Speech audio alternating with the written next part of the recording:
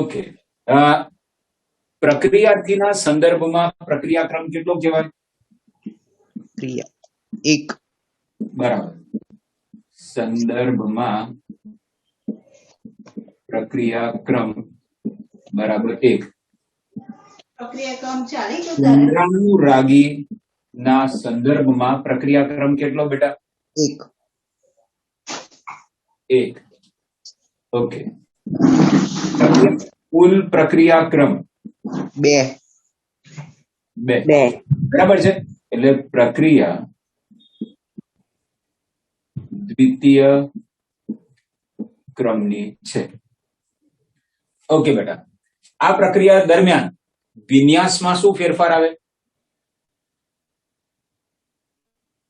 વિન્યાસ ઊંધો થઈ જાય. ઊંધો થઈ જાય. તો ઊંધું થઈ જવું એના માટે કયો શબ્દ વપરાય છે? વિન્યાસ વ્યુત્ક્રમણ. Very good. એટલે આ પ્રક્રિયા દરમિયાન વિન્યાસ વ્યુત્ક્રમણ થાય. SN2 પ્રક્રિયા કોણ સરળતાથી આપે?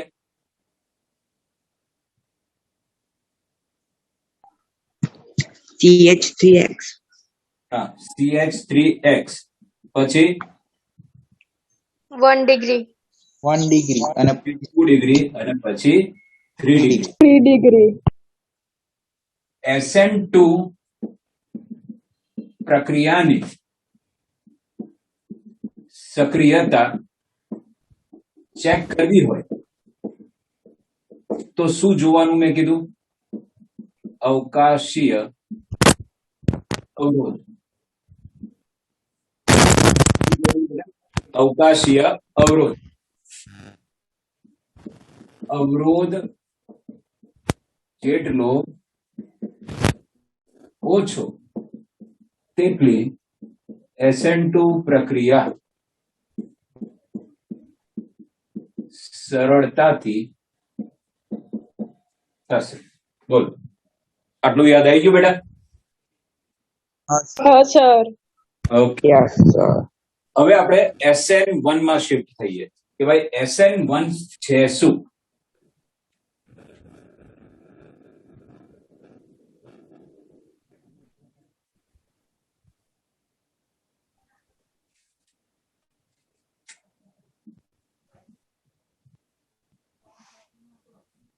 એક અણ્વીય કેન્દ્રાનુરાગી વિસ્થાપન પ્રક્રિયા એટલે SN1 પ્રક્રિયા. આ પ્રક્રિયા 2 તબક્કામાં થાય છે.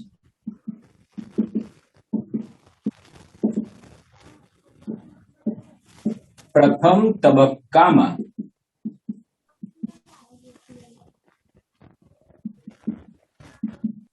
હેલોજન કાર્બન વચ્ચેનો બંધ તૂટીને કાર્બોકેટાયન બને છે. કાર્બોકેટાયન બનવાની પ્રક્રિયા પ્રતિવર્તી અને ધીમી છે. હવે બેટા કાર્બોકેટાયન બન્યો, મેં તમને કાલે પણ કીધું હતું કે Cl ને જ્યાં સુધી ખાતરી નહીં થાય કે મારા ગયા પછી સ્થિરતા મળે છે ત્યાં સુધી એ જશે નહીં. હવે દાખલા તરીકે મારી પાસે આ એક પદાર્થ છે બેટા, આનું નામ શું?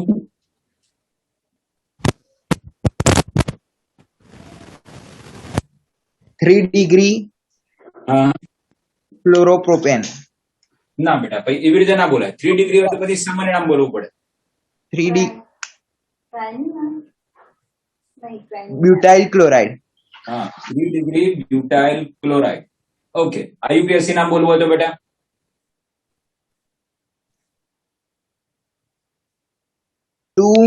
2 क्लोरो 2 मिथाइल प्रोपेन.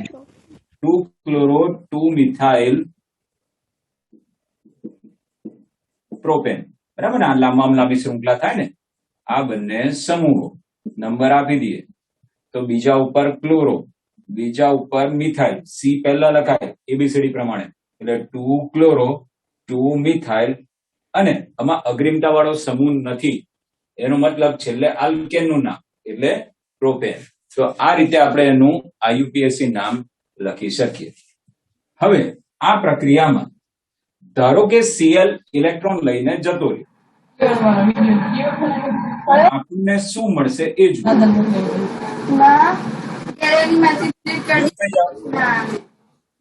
हाँ तो मैं ऐसे बहुत बड़ा वीडियो जोया था.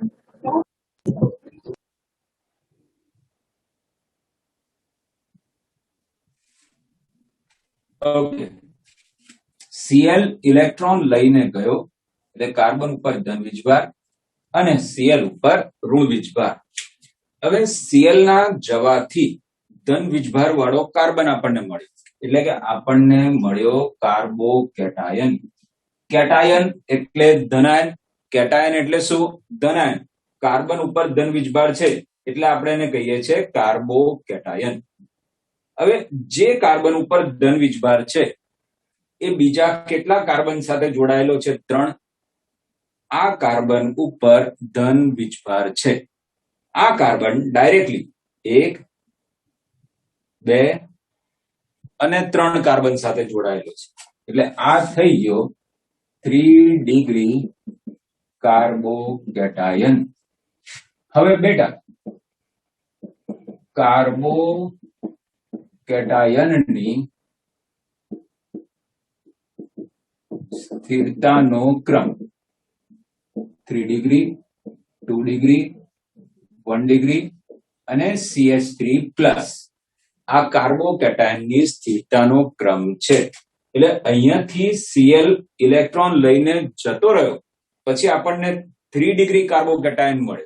હવે આપણને ખબર છે કે 3 ડિગ્રી કાર્બોકેટાયન સૌથી સ્થાયી, એટલે સીએલ ના પોતાના જવાથી અહીંયા કોઈ નુકસાન નહીં, ફાયદો જ છે. સીએલ ગયા પછી પણ સ્થિરતા મળી જ છે, માટે સીએલ OH ના આવવાની રાહ નહીં જુએ અને છૂટો પડી જશે.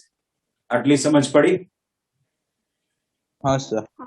ઓકે, અહીંયા સીએલ કેમ જતો રહ્યો એ મેં કીધું કે સીએલ ના જવાથી કોઈ નુકસાન નથી. તમે જુઓ, મેં SN2 માં આપણે જે સંયોજન લીધેલું CH3Cl, હવે જો એમાં એવું કરવા જાઉં ને બેટા તો મને CH3+ મળતો હતો. આ કાર્બોકેટાયનની સ્થિરતા ખૂબ જ ઓછી છે એટલે Cl- એને છોડીને જતો નથી, એ OH- આવવાની રાહ જુએ છે કે OH- આવે પછી હું જઉં.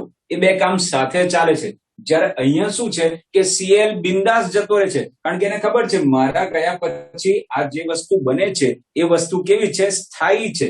3 ડિગ્રી કાર્બોકેટાયન બન્યું જે સૌથી વધુ સ્થાયી છે, માટે એ Cl બિંદાસ ઇલેક્ટ્રોન લઈને છૂટો પડી જાય છે. તો આ રીતે પહેલો તબક્કો પૂર્ણ થયો. પહેલો તબક્કો પ્રતિવર્તી છે અને પહેલો તબક્કો ધીમો પણ છે. ઓકે, હવે શું થશે? આ જે કાર્બોકેટાયન બન્યો એના ઉપર OH- હુમલો કરશે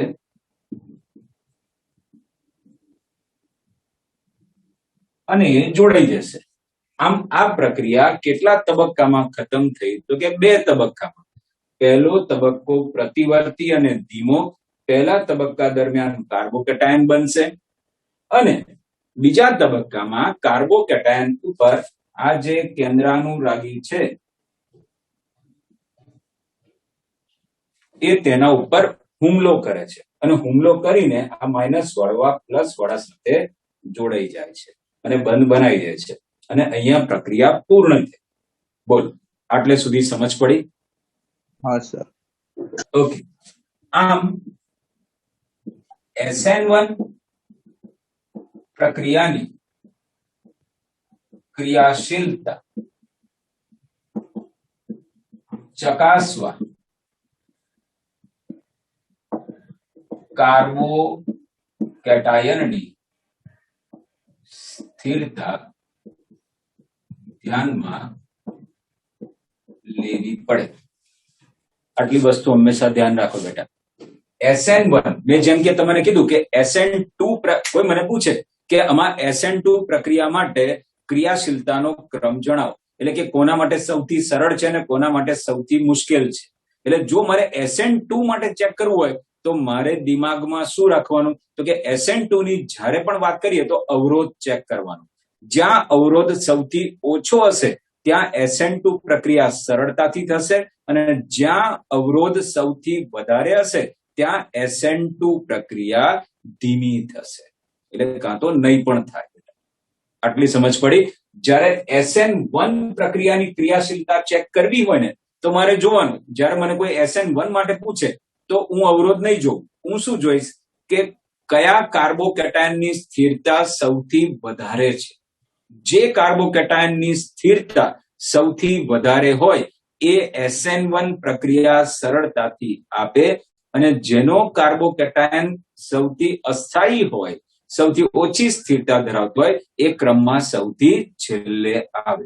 બોલ, આટલી સમજ પડી? હા સર. ઓકે, શું કીધું મેં? ચાલો બોલો જોઈએ. SN2 પ્રક્રિયા માટે શું ચેક કરવાનું? અવકાશીય અવરોધ. બરાબર. કેવી રીતે ચેક કરશો? અવરોધ કેવી રીતે અગત્યતા ત્યાં ધરાવે? અવરોધ ઓછો તો પ્રક્રિયા સરળતાથી થાય. બરાબર. એટલે આપણે જ્યારે SN2 માટે લખતા હોઈએ બેટા, ત્યારે આપણે જોવાનું કે કોનો અવરોધ સૌથી ઓછો છે તો એ સરળતાથી પ્રક્રિયા આપશે, અને પછી જેમ જેમ અવરોધ વધતો જાય તેમ તેમ પ્રક્રિયા થવાની સક્રિયતા ઓછી થતી જાય. બરાબર છે. જ્યારે SN1 માં શું જોવાનું બેટા? કાર્બોકેટાયનની સ્થિરતા. બરાબર. કાર્બોકેટાયનની સ્થિરતા કેવી રીતે અસર કરે SN1 પ્રક્રિયાને? કાર્બોકેટાયન વધુ સ્થિર હોય તો તે સરળતાથી પ્રક્રિયા કરે, અને Okay. જે કાર્બોકેટાયન ઓછું અસ્થિર હોય તે સરળતાથી પ્રક્રિયા કરતું નથી. બરાબર. તો બેટા એનો મતલબ કોઈ મને SN2 અને SN1 માટે કે તો SN2 પ્રક્રિયા સૌથી સરળ કોના માટે હતી બેટા? CH3X માટે. પછી 1 ડિગ્રી, પછી 2 ડિગ્રી અને પછી 3 ડિગ્રી. જ્યારે SN1 માં કેવું? એના કરતા ઉલટું. બરાબર છે. સૌથી બેસ્ટ કોના માટે? 3 ડિગ્રી માટે, પછી 2 ડિગ્રી માટે, પછી 1 ડિગ્રી માટે, અને પછી CH3X માટે. બોલો, આટલી સમજ પડી? હા હા સર. સર. ઓકે બેટા. હવે બીજી એક અગત્યની વસ્તુ તમને કહી દઉં કે અહીંયા OH માઇનસ આવે કે ના આવે, આ પ્રક્રિયા તો થઈ જ ને. હા સર. ઓકે, એનું મતલબ શું કે આ પ્રક્રિયાના વેગનો આધાર માત્ર અને માત્ર પ્રક્રિયાર્થી ઉપર છે, કેન્દ્રાનુરાગી પર નથી. તો આના માટે બેટા મારે વેગનું સમીકરણ લખવું હોય તો કેવી રીતે લખવું? વેગ બરાબર કે, અને કોની સાંદ્રતા લખું બેટા? પ્રક્રિયાથી. પ્રક્રિયાર્થીની સાંદ્રતા. અહીંયા મારે કેન્દ્રાનુરાગી ધ્યાનમાં લેવાનો? ના. નહીં લેવાનો. કેમ? એ આવે કે ના આવે, પહેલો તબક્કો તો થઈ જ ગયો ને. હા. બરાબર છે. આમ વેગ એ ફક્ત કોના ઉપર આધાર રાખે છે બેટા? પ્રક્રિયાર્થીની સાંદ્રતા ઉપર. તો આ પ્રક્રિયામાં પ્રક્રિયાર્થીના સંદર્ભમાં પ્રક્રિયાક્રમ કેટલો? 1. પ્રક્રિયાક્રમ એટલે કે શું કીધું છે? પ્રક્રિયાર્થી સાંદ્રતાનો ક્રમ વત્તા પ્રક્રિયાની પ્રક્રિયાનો ક્રમ થઈ ગયો બેટા. મેં શું કીધું કે ભાઈ પ્રક્રિયાક્રમ એટલે શું? તો કે આ જે વેગ સમીકરણ હોય એ વેગ સમીકરણમાં સાંદ્રતાનો જે ઘાતાંક હોય એ ઘાતાંકને તે પદાર્થના સંદર્ભમાં પ્રક્રિયાક્રમ. બરાબર છે. ઓકે. પ્રક્રિયાર્થીના સંદર્ભમાં પ્રક્રિયાક્રમ 1. તો આખી પ્રક્રિયાનો પ્રક્રિયાક્રમ કેટલો બેટા? 1. એક જ, કારણ કે અહીંયા બીજો કોઈ ઘટક છે નહીં. બીજો કોઈ ઘટક હોત તો આપણે શું કહેત? બંનેની સાંદ્રતાના ઘાતાંકનો સરવાળો કરત. પણ અહીંયા બીજો કોઈ ઘટક છે જ નહીં. એનો મતલબ અહીંયા પ્રક્રિયાનો ક્રમ પણ કેટલો થશે? એક જ. બોલો, ક્લિયર આટલું? હા સર. ઓકે બેટા, હા સર. ઓકે.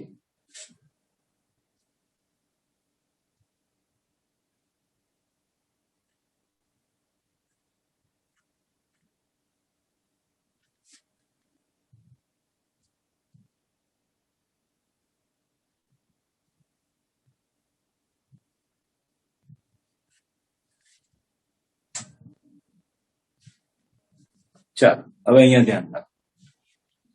હવે આપણે કેટલાક શબ્દો સમજીએ, જેમ કે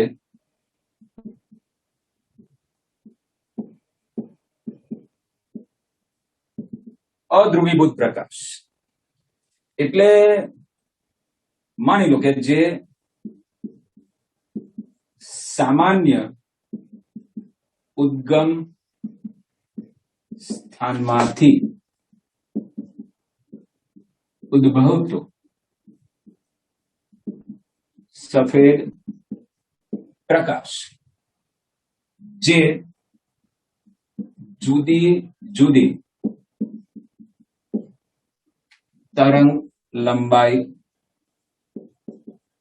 ધરાવતા પ્રકાશનો બનેલો છે, જેના તરંગો વિવિધ દિશામાં દોલનો કરતા હોય તેવા પ્રકાશને અધ્રુવીભૂત પ્રકાશ તરીકે ઓળખવામાં આવે છે. તમે જુઓ, સફેદ પ્રકાશ આપણને ખબર છે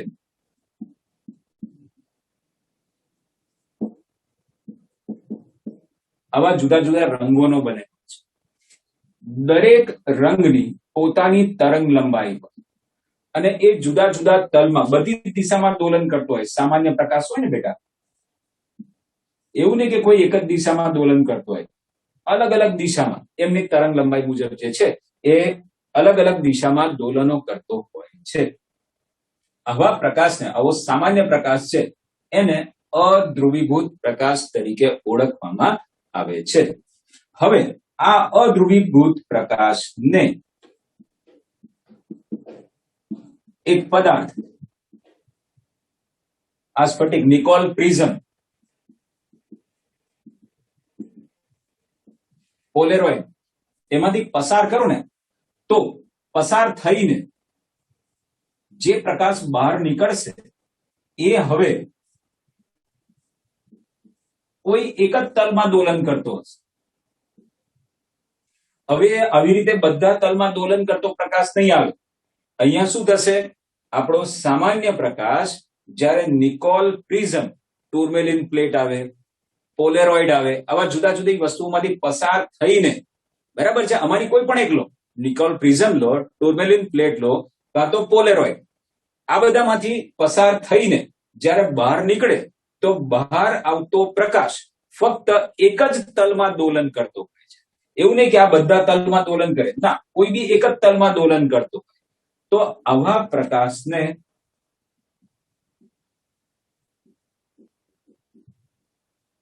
ધ્રુવીભૂત પ્રકાશ અથવા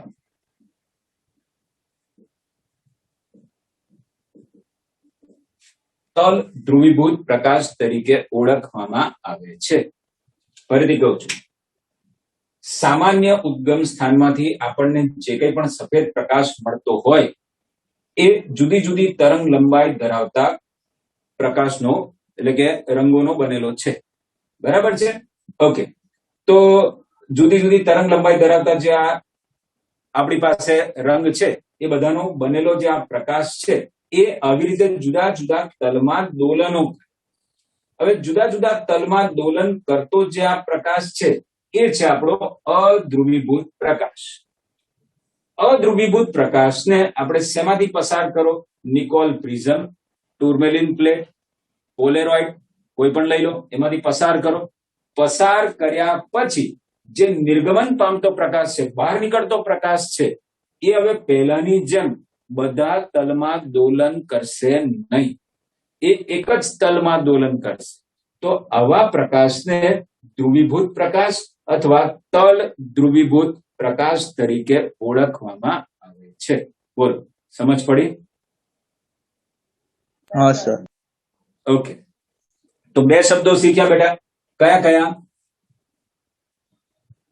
એક અધ્રુવીભૂત પ્રકાશ અને બીજો કેવો બેટા? ધ્રુવીભૂત પ્રકાશ. અધ્રુવીભૂત પ્રકાશ એટલે કેવો બેટા?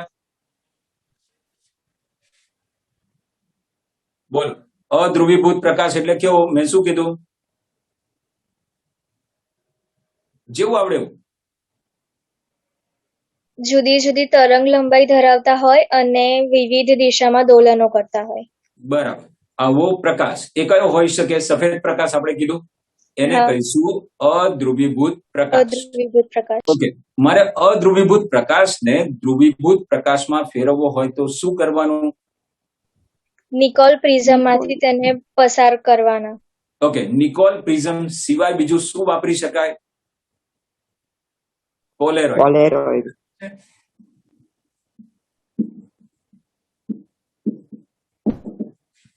ટુર્મેલિન પ્લેટ, બરાબર, એમાંથી પણ પસાર કરી શકાય.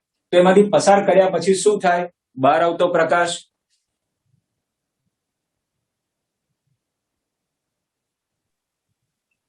હા, એક પણ જ એ તલમાં દોલન કરે. હા, એક પછી જ એક જ તલમાં તલમાં દોલન દોલન કરતો હશે.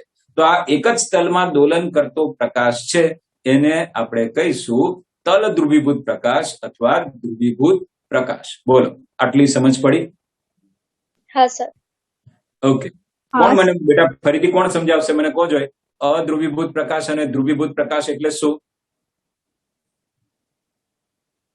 કોઈ પણ ટ્રાય કરો બેટા.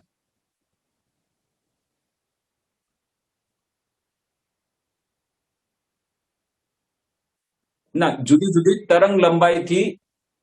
હા,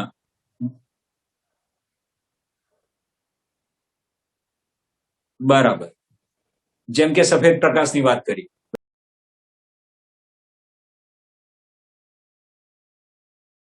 હા, પછી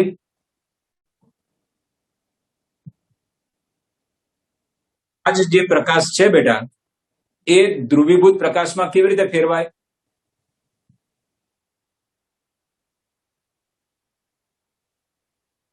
હા, પસાર કરીએ તો બહાર આવતો પ્રકાશ કેવો હશે? મેં કીધું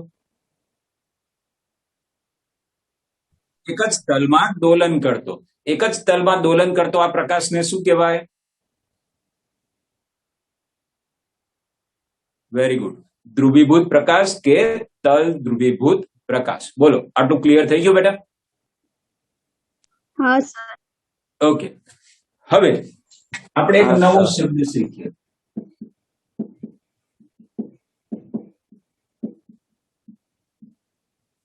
પ્રકાશ ક્રિયાશીલતા. કોઈ કે એટલે શું? માની લો કે મારી પાસે એક કાર્બનિક પદાર્થ છે. એ કાર્બનિક પદાર્થનું એક દ્રાવણ બનાવ્યું. એ દ્રાવણ મેં એક પોલેરીમીટર નામનું સાધન છે, એની એક નળી, પોલેરીમીટર ટ્યુબ કહીશું, એમાં ભર્યું. ઓકે, હવે હું શું કરું છું બેટા? અહીંયાથી હું તલ ધ્રુવીભૂત પ્રકાશ પસાર કરીએ છીએ.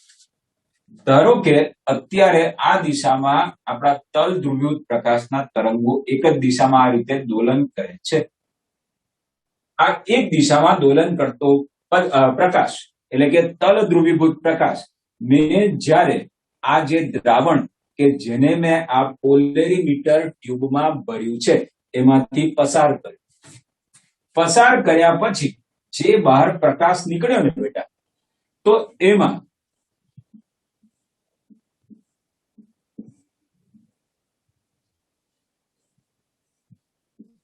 શું થયું? કોઈ એક દિશામાં વળ્યો, હા કે નહીં? हाँ सर.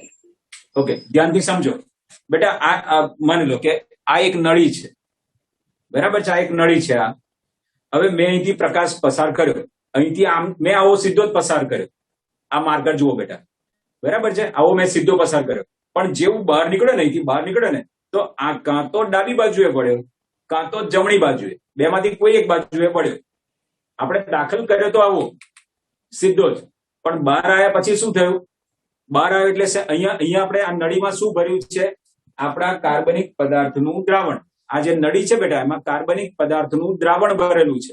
મેં પછી એમાંથી આ તલ ધ્રુવીભૂત પ્રકાશ પસાર કર્યો. પસાર કરીને જે આ પ્રકાશ બહાર નીકળ્યો તે વખતે કાં તો તે ડાબી બાજુએ વળે છે, કાં તો એ જમણી બાજુએ વળે છે. તો આ વળવા માટે જવાબદાર કોણ? તો કે અંદર રહેલો પદાર્થ, અંદર જે પદાર્થનું દ્રાવણ ભર્યું છે એણે આ પ્રકાશને વાળ્યો. એટલે એવું કહેવાય કે આપણું દ્રાવણ પ્રકાશ ક્રિયાશીલતાનો ગુણધર્મ ધરાવે છે. પ્રકાશ ઉપર કંઈક ને કંઈક ક્રિયા કરીને એને વાળવાની ક્રિયા કરી બેટા, બરાબર છે. એને કહેવાય એનું કોણાવર્તન કરવું, કોઈ એક ખૂણે વાળવું, એને કહેવાય એનું કોણાવર્તન કરવું. તો એને શું કર્યું? અંદર રહેલા પદાર્થે પ્રકાશને કાં તો જમણી દિશામાં વાળ્યો, કાં તો ડાબી દિશામાં. એક જ પદાર્થ બે રીતે નહીં વાળે બેટા, બરાબર છે. એટલે અમુક પદાર્થો જમણી બાજુએ વાળશે, અમુક ડાબી બાજુએ વાળશે. તો જે પદાર્થો આવું કરી શકે છે એવા પદાર્થોને પ્રકાશ ક્રિયાશીલ પદાર્થો કહેવાય. અને માની લો કે મેં આવી રીતે પ્રકાશ જવા દીધો, બહાર આવ્યો ત્યારે બી આવો નવો સીધો સીધો જ છે, કોઈ પણ ખૂણે વળતો નથી. તો એવા પદાર્થને પ્રકાશ બિન ક્રિયાશીલ પદાર્થ તરીકે ઓળખવામાં આવે. સમજ પડી? હા સર.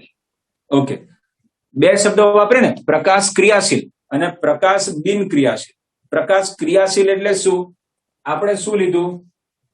એક કાર્બનિક પદાર્થ, એનું શું બનાવ્યું? દ્રાવણ. એ દ્રાવણને શેમાં ભર્યું? પોલેરીમીટર દ્રાવણમાં. Okay, polarimeter ટ્યુબમાં. બરાબર, શેમાં ભર્યું? પોલેરીમીટર ટ્યુબમાં. પછી શું પસાર કર્યું મેં? ધ્રુવીભૂત પ્રકાશ. ઓકે, તલ ધ્રુવીભૂત પ્રકાશ આ દ્રાવણમાંથી પસાર થઈને બહાર નીકળ્યો. બહાર નીકળ્યો તો એનું તલ કાં તો જમણી બાજુએ વળે છે, કાં તો ડાબી બાજુએ વળે છે, બરાબર. બેમાંથી કોઈ એક દિશામાં વળે છે. ટૂંકમાં આપણું આ તલનું કોણાવર્તન થાય છે. તો એનો મતલબ એ કોને લીધે થયું? આ પોલેરીમીટરમાં જે કાર્બનિક પદાર્થનું દ્રાવણ લીધું એને લીધે. એટલે જો કોઈ કાર્બનિક પદાર્થ આવી રીતે તલ ધ્રુવીભૂત પ્રકાશને કાં તો જમણી દિશામાં કાં તો ડાબી દિશામાં વાળી શકે, એનું કોણાવર્તન કરી શકે, તો એવા કાર્બનિક પદાર્થને પ્રકાશ ક્રિયાશીલ પદાર્થ તરીકે ઓળખવામાં આવે છે. બોલ, આટલી સમજ પડી? હા સર. ઓકે, શું પ્રકાશ ક્રિયાશીલ પદાર્થ એટલે શું? જે પદાર્થ તલ ધ્રુવીભૂત પ્રકાશને પોલેરીમીટરમાં ભરેલા દ્રાવણમાંથી પસાર કરતા એ તલ ધ્રુવીભૂત પ્રકાશને કોણાવર્તન કરે તે પદાર્થને પ્રકાશ ક્રિયાશીલ પદાર્થ. Very good. અને જો કોણાવર્તન ના થાય બેટા, એટલે કે જમણી કે ડાબી દિશામાં ના વળે, તો આપણે એને શું કહીશું બેટા? પ્રકાશ બિન ક્રિયાશીલ. પ્રકાશ બિન ક્રિયાશીલ. એટલે બિન પ્રકાશ ક્રિયાશીલ અથવા એવું પણ કહીશું બિન પ્રકાશ ક્રિયાશીલ, બરાબર છે. બિન પ્રકાશ ક્રિયાશીલ, પેલું પ્રકાશ ક્રિયાશીલ ને આ બિન પ્રકાશ ક્રિયાશીલ. આ ઘટનાને કહીશું પ્રકાશ ક્રિયાશીલતા, બરાબર. ચાલો, આટલે સુધી સમજ પડી? હા સર. ઓકે, હવે જરા વસ્તુને સમજો.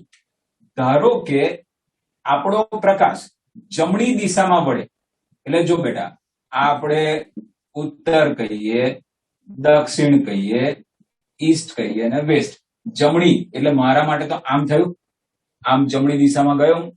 ઓકે, જમણી દિશામાં વાળે તો એને કહેવાય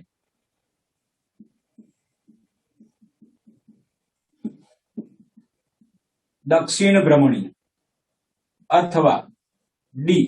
ડી કેમ? તો કે ઇંગ્લિશમાં શબ્દ છે ડેક્સ્ટ્રો રોટેટરી. આ દક્ષિણ ભ્રમણીય માટે કયો શબ્દ છે? ડેક્સ્ટ્રો રોટેટરી.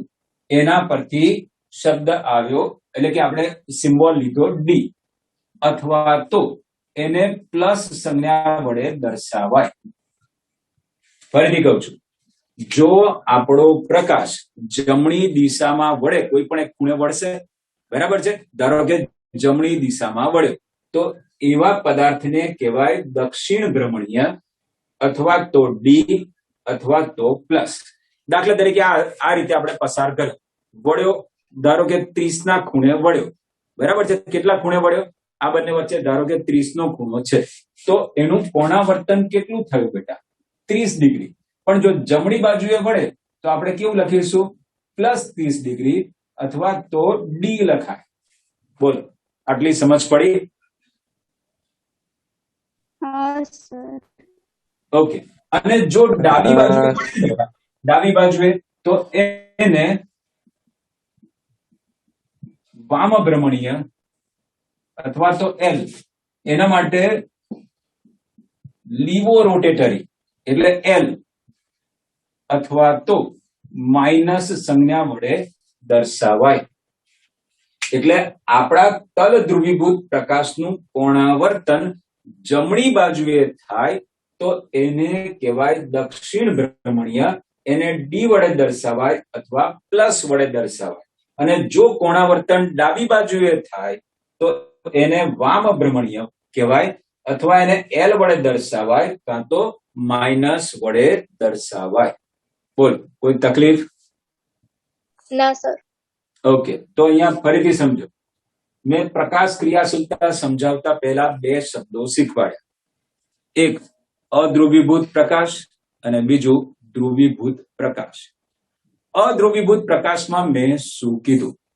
તો કે સામાન્ય ઉદ્ગમ સ્થાનમાંથી ઉદ્ભવતો એક સફેદ પ્રકાશ, કે જે જુદી જુદી તરંગ લંબાઈ ધરાવતા જે પ્રકાશ છે એનો બનેલો છે આપણો સફેદ પ્રકાશ, જાની વાલી પીનારા. તો એવો જે પ્રકાશ છે એને કહીશું અધ્રુવીભૂત પ્રકાશ, અને એ બધા તલમાં દોલન કરતો હોય છે, બધી દિશામાં દોલન કરતો હોય છે. એ છે અધ્રુવીભૂત પ્રકાશ. હવે આ અધ્રુવીભૂત પ્રકાશને મેં જ્યારે નિકોલ પ્રિઝમ, ટુર્મેલિન પ્લેટ, પોલેરોઇડ એમાંથી મેં પસાર કર્યો, તો જે નિર્ગમન પામતો, બહાર નીકળતો પ્રકાશ છે એ એક જ તલમાં દોલન કરતો હશે. તો એવા પ્રકાશને કે જે એક જ તલમાં દોલન કરે છે એને કહીશું તલ ધ્રુવીભૂત પ્રકાશ. એને આપણે કહીશું તલ ધ્રુવીભૂત પ્રકાશ. એટલે આ 2 શબ્દો મેં તમને શીખવાડ્યા, એક અધ્રુવીભૂત પ્રકાશ અને બીજું ધ્રુવીભૂત અથવા તો તલ ધ્રુવીભૂત પ્રકાશ. ત્યાર પછી મેં શીખવાડ્યું પ્રકાશ ક્રિયાશીલતા. તો ત્યાં મેં એવું કીધું, ધારો કે આપણી પાસે કાર્બનિક પદાર્થ છે, એ કાર્બનિક પદાર્થનું મેં દ્રાવણ બનાવ્યું. પછી મેં પોલેરીમીટર નામનું સાધન લીધું. પોલેરીમીટર નામનું એક સાધન લીધું. એ સાધનમાં જે નળી હતી એને મેં કીધું પોલેરીમીટર ટ્યુબ. એ પોલેરીમીટર ટ્યુબમાં આ દ્રાવણ ભરી દીધું. પછી આ ટ્યુબમાંથી મેં તલ ધ્રુવીભૂત પ્રકાશ પસાર કર્યો. પસાર કર્યા પછી દ્રાવણમાંથી આ પ્રકાશ પસાર થઈને બહાર નીકળે છે, તો એ કાં તો જમણી બાજુએ વળશે કાં તો ડાબી બાજુ. વળશે જેવું જરૂરી નથી, નાય વળે, પણ ધારો કે વળે તો કાં તો જમણી બાજુએ વળશે કાં તો ડાબી બાજુ. એટલે પ્રકાશ વળ્યો એટલે હું કહીશ કે તેનું કોણાવર્તન થયું. પ્રકાશ વળવો આમ જતો હતો, પણ બહાર નીકળ્યા પછી કાં તો જમણી બાજુએ ગયો કાં તો ડાબી બાજુએ વળી, એટલે હું કહીશ કે પ્રકાશનું કોણાવર્તન થયું. તો આ કોણાવર્તન માટે કોણ જવાબદાર? તો હું કહીશ અંદર રહેલો પદાર્થ. તો અંદર રહેલા પદાર્થે પ્રકાશનું કોણાવર્તન કર્યું, માટે એ કાર્બનિક પદાર્થ પ્રકાશ ક્રિયાશીલ છે એવું કહેવાય. પરંતુ જો આપણે જે તલ ધ્રુવીભૂત પ્રકાશ દાખલ કર્યો અને બહાર પણ એવો ને એવો જ નીકળે, જે દિશામાં ગયો તો એ દિશામાં વળ્યો જ નહીં, તો એનો મતલબ આપણે જે કાર્બનિક પદાર્થ લીધો છે પોલેરીમીટર ટ્યુબમાં એ બિન પ્રકાશ ક્રિયાશીલ છે. એ પદાર્થ બિન પ્રકાશ ક્રિયાશીલ છે. જ્યારે તલ ધ્રુવીભૂત પ્રકાશનું કોણાવર્તન ના થાય તો એ પોલેરીમીટર ટ્યુબમાં રહેલો જે કાર્બનિક પદાર્થ છે એ બિન પ્રકાશ ક્રિયાશીલ છે એવું કહેવાય. આ ઘટના થઈ પ્રકાશ ક્રિયાશીલતા. પછી મેં તમને એવું કીધું, તલ ધ્રુવીભૂત પ્રકાશ આ રીતે જતો હતો. બહાર નીકળ્યા પછી ધારો કે જમણી બાજુએ વળ્યો, જમણી બાજુએ વળ્યો તો એને કહેવાય દક્ષિણ ભ્રમણીય. એને આપણે શું કહીશું? દક્ષિણ ભ્રમણીય. ઓકે. ડાબી બાજુએ વળે તો આપણે એને શું કહીશું? વામ ભ્રમણીય. દક્ષિણ ભ્રમણીયને ડી વડે દર્શાવીશું અથવા પ્લસ સંજ્ઞા વડે દર્શાવીશું, અને વામ ભ્રમણીયને આપણે શું કહીશું? લીવો એલ કાં તો માઇનસ સંજ્ઞા વડે દર્શાવીશું. બોલો, આટલે સુધી કોઈ તકલીફ? ના સર. ઓકે. ના સર.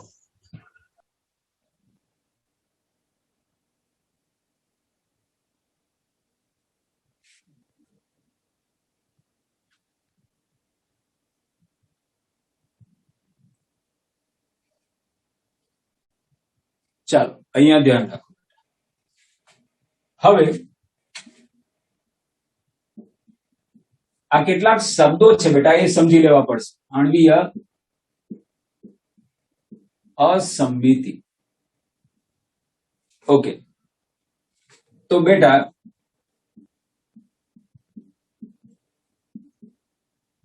લુઈસ પાસ્ચર એમણે એવું કીધું કે કેટલાક કાર્બનિક સંયોજનો પ્રતિબિંબ સ્વરૂપે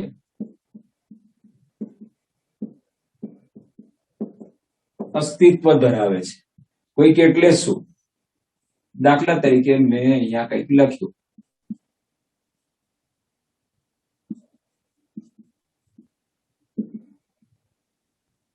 આનું પ્રતિબિંબ લઉં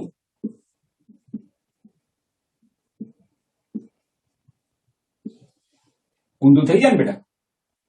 આપણે મિરર મૂકીએ તો મિરરમાં પ્રતિબિંબ કેવું ઊંધું થઈ જાય કે નહીં બેટા? હા સર. ઓકે. એટલે એમણે એવું કીધું લુઈસ પાસ્ચરે કે કેટલાક કાર્બનિક સંયોજનો પ્રતિબિંબ સ્વરૂપે અસ્તિત્વ ધરાવે છે. હવે આ જે પ્રતિબિંબ સ્વરૂપે અસ્તિત્વ ધરાવતા જે આ પદાર્થો છે, આવી જે માહિતી આપી એના પરથી આધુનિક અવકાશ રસાયણ વિજ્ઞાનનો પાયો નંખાય.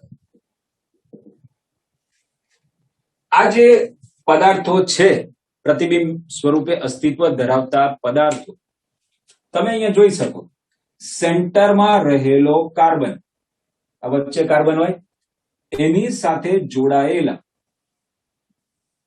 આ ચારે ચાર સમૂહો કેવા છે? સરખા છે કે જુદા જુદા છે? જુદા જુદા છે. જુદા જુદા. છે. બરાબર છે. તો આવા કાર્બનને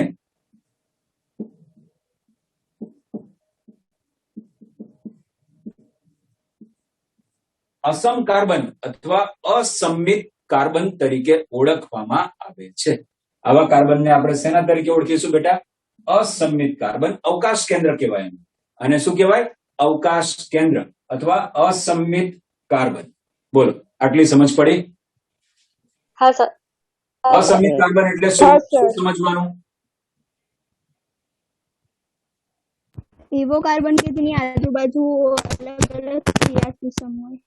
ઓકે. જેની આજુબાજુ જોડાયેલા સમૂહો, ચાર ચાર સમૂહો કેવા હોય? જુદા જુદા. તો કાર્બનને આપણે કહીશું અસંમિત કાર્બન, અને આવા કેન્દ્રને કહીશું અવકાશ કેન્દ્ર. બરાબર છે. અને આવા અણુને કહીશું અસંમિત અણુ. આવા અણુને શું કહીશું બેટા? અસંમિત અણુ.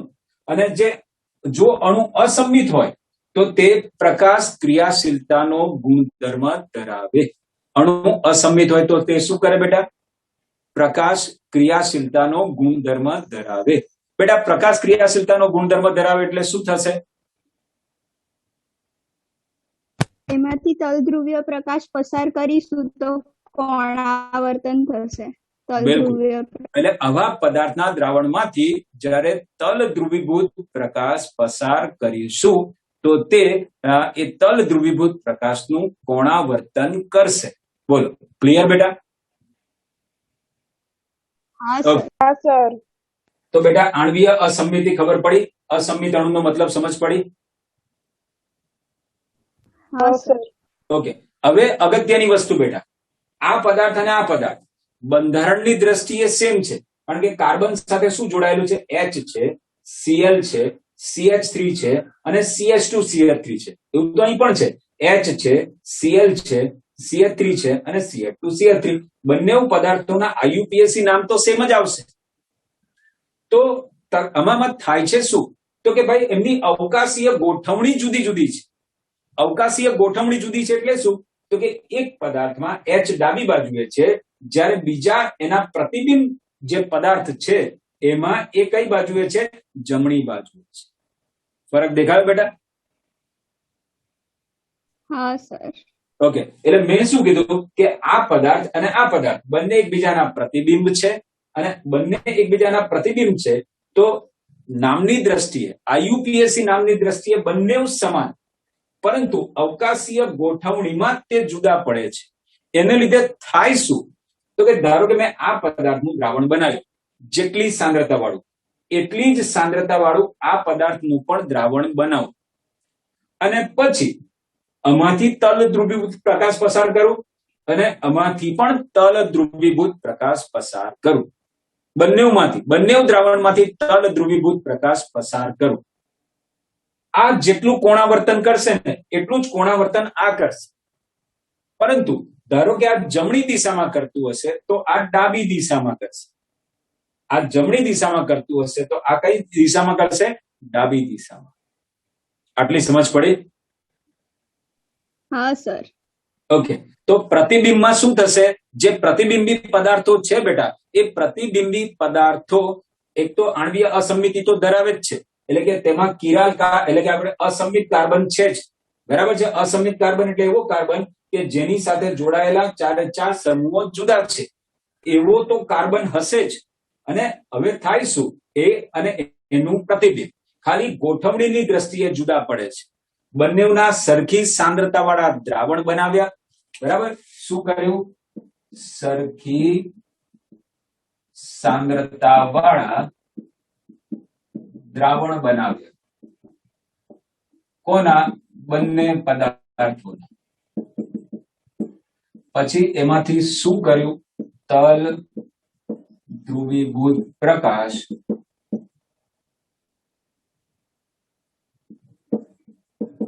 પસાર કર્યો તો એક દ્રાવણ, એટલે કે પહેલા તો આપણે હું એવું લખી દઉં કે બંને દ્રાવણો સરખા પ્રમાણમાં કોણાવર્તન કરશે, પરંતુ એક જમણી દિશામાં તો બીજું ડાબી દિશામાં. એટલે કે એક ડી હશે અને બીજું એલ હશે. બોલો, આટલી સમજ પડી બેટા? હા સર. ઓકે, તો હંમેશા ધ્યાન રાખો બેટા, પ્રતિબિંબ વાળા જે આ સમઘટકો છે, પ્રતિબિંબી સમઘટકો, એમાં એક ડી હોય, ડેક્સ્ટ્રો હોય, તો બીજું એલ એટલે લીવો જ હશે. એટલે કે એક દક્ષિણ ભ્રમણીય હોય તો એનું પ્રતિબિંબ હંમેશા વામ ભ્રમણીય જ હોય. બંનેના કોણાવર્તન સરખા જ થાય. કોઈ પદાર્થ પ્રકાશ ક્રિયાશીલ છે કે નહીં એ કેવી રીતે ચેક કરવું? તો કે ભાઈ એમાં અસંમિત કાર્બન હશે. અસંમિત કાર્બન એટલે કેવો કાર્બન? તો કે જેની સાથે જોડાયેલા ચારે ચાર સમૂહો જુદા જુદા હોય તો એવા કાર્બનને અસમિત કાર્બન કહેવાય, અને જે કાર્બનિક પદાર્થમાં આવો અસમિત કાર્બન રહેલો હોય એ કાર્બનિક પદાર્થ પ્રકાશ ક્રિયાશીલતાનો ગુણધર્મ ધરાવે. તો એ પદાર્થ અને એનું પ્રતિબિંબ એક સરખું જ કોણાવર્તન કરશે, પરંતુ બંનેના કોણાવર્તનની દિશા વિરુદ્ધ હશે. ચાલો, આટલે સુધી સમજ પડી? હા સર. હવે બેટા આ વસ્તુ અને એનું પ્રતિબિંબ આને તમે ખસેડીને મૂકો તો શું તે ખસેડીને જેમ તો શું તે બંધ બેસતું આવશે? આને છે ઉલટાઈ નહીં મૂકવાનું, આવું નવું ઉઠાઈ નહીં મૂકવાનું. તો શું થશે? આ Cl કોના ઉપર આવશે? H પર આવશે. H પર. હા, અને આ Cl પર કોણ આવશે? H આવશે. H. હા, તો એનો મતલબ વસ્તુ અને હું વસ્તુ કહું અને હું પ્રતિબિંબ કહું, એક બીજા પર બંધ બેસતા આવતા નથી, એટલે કે એવું કહેવાય કે તેને અધ્યારોપિત કરી શકાતા નથી. બંધ બેસતું ના આવે તો એના માટે ટેકનિકલ શબ્દ કયો છે બેટા? અધ્યારોપિત કરી શકાતા નથી. અધ્યારોપિત થવું એટલે કેવું? બંધ બેસતું આવવું. બરાબર? અધ્યારોપિત થવું એટલે બંધ બેસતું આવવું. જ્યારે અહીંયા બંધ બેસતું આવતું નથી એટલે એમને અધ્યારોપિત કરી શકાતા નથી. એટલે વસ્તુ અને તેના પ્રતિબિંબને એકબીજા ઉપર અધ્યારોપિત ના કરી શકાય.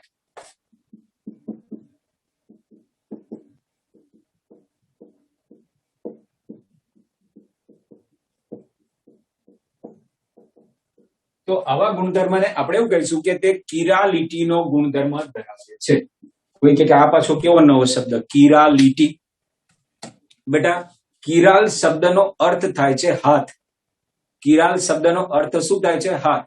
તો આ મારો હાથ છે, તો આ એનું પ્રતિબિંબ હશે કે નહીં બેટા? હા સર. હવે હું અહીંયાથી અહીંયા મૂકું એમ એના ઉપર, તો શું આ બંધ બેસતું આવ્યું? ના. નહીં, બંધ બેસતું ના આવ્યું ને. એટલે આ વસ્તુ, આ એનું પ્રતિબિંબ, પ્રતિબિંબને વસ્તુ ઉપર મૂક્યું તો એ બંધ બેસતું આવતું નથી. બરાબર છે? એટલે કિરાલ શબ્દનો અર્થ થાય છે હાથ. એટલે આપણા હાથ જેવી રીતે વર્તે છે એવી જ રીતે આ વસ્તુ અને પ્રતિબિંબ એકબીજા સાથે વર્તે છે. કારણ કે પ્રતિબિંબને ખસેડીને વસ્તુ ઉપર મૂક્યું તો તે અધ્યારોપિત કરી શકાયું નહીં, એટલે કે બંધ બેસતું આવ્યું નહીં. એટલે આપણા હાથની જેમ વર્તે છે, માટે એને કીધું કે તે કિરાલિટીનો, કિરાલ શબ્દનો અર્થ શું થાય છે? મેં કીધું હાથ.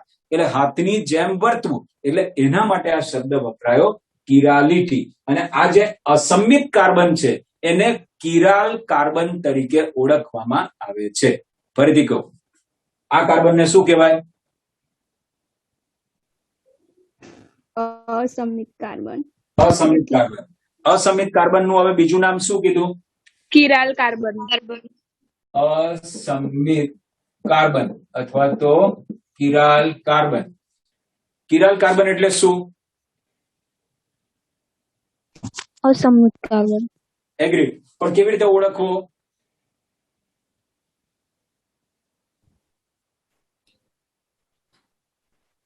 પરફેક્ટ.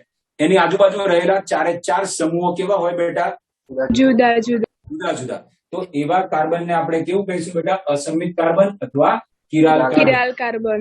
જે કાર્બનિક સંયોજનમાં કિરાલ કાર્બન હોય તે કયો ગુણધર્મ ધરાવે? કિરાલિટી. બરાબર? કિરાલિટીનો ગુણધર્મ ધરાવતો પદાર્થ એટલે કયો થયો બેટા? પ્રકાશ ક્રિયાશીલતાનો ગુણધર્મ ધરાવે. બોલો, આટલી સમજ પડી? ફરીથી કહું છું બેટા, તમને કોઈ પદાર્થ આપી દે અને પછી પૂછે કે આ પદાર્થ પ્રકાશ ક્રિયાશીલ છે કે નહીં, અથવા કિરાલિટીનો ગુણધર્મ ધરાવે છે કે નહીં, તો કઈ રીતે ચેક કરવાનું બેટા? ધારો કે મને આપ્યું 2-ક્લોરોબ્યુટેન,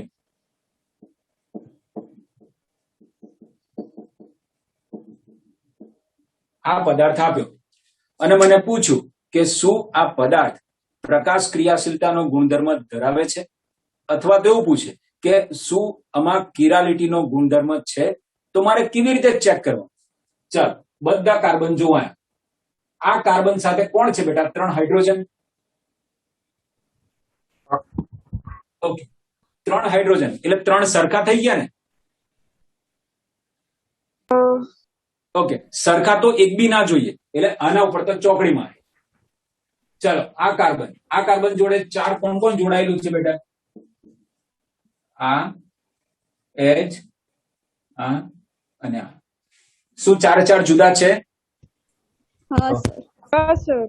ઓકે, તો આ અસમ કાર્બન અથવા કિરાલ કાર્બન, આ અસમિત કાર્બન અથવા કિરાલ કાર્બન.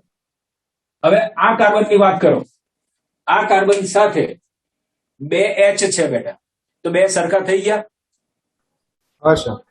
આપણે તો 4 કેવા જોઈએ? જુદા. જુદા.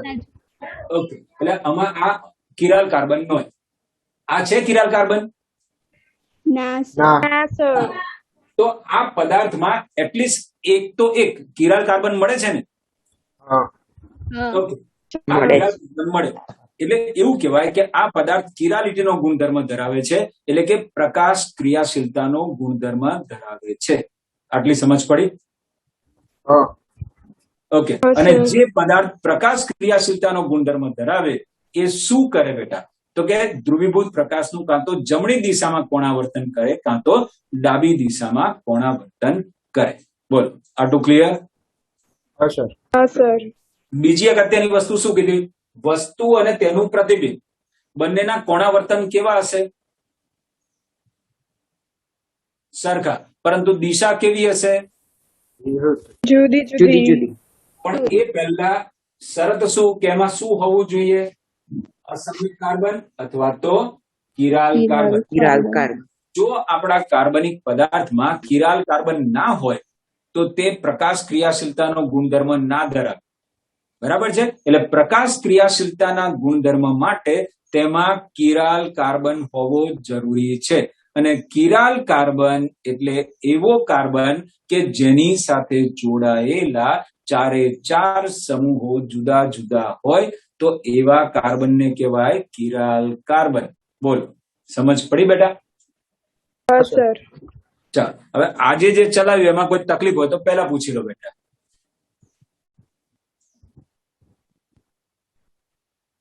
કઈ બેટા? સ્ક્રીનશોટ પાડવો છે. ઓકે, પાડી દીધો. ઓકે, બોલો બેટા, જે ચલાવ્યું એમાં ડાઉટ હોય તો મને કહી દો.